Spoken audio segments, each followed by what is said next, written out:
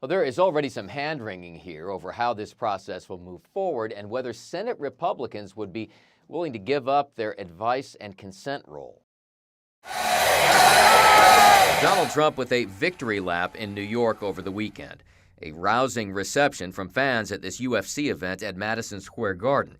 Back on Capitol Hill, though, his cabinet picks are meeting with mixed reviews. Frankly, there's been both great consternation in the Senate about Matt Gaetz being nominated to be the next Attorney General because of real concerns about his character. Former Congressman Matt Gaetz as Attorney General.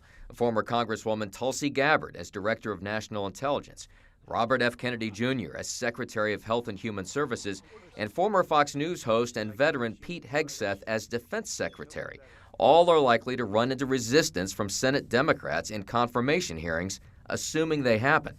Trump has pushed for recess appointments, where Congress essentially agrees to leave town for a bit to allow the president to make appointments that could last for 2 years or so. So it'd be absolute last resort, but if that's what we have to do to get the confirmation through, then absolutely let's do it. But I would say that would be last option. A last option that Democrats would fight, and even some Republicans might reject. The GOP controls the Senate, but there are still a handful of Republicans, 6 or 7 that I can name, who are not going to be able to be just counted on to vote for anyone.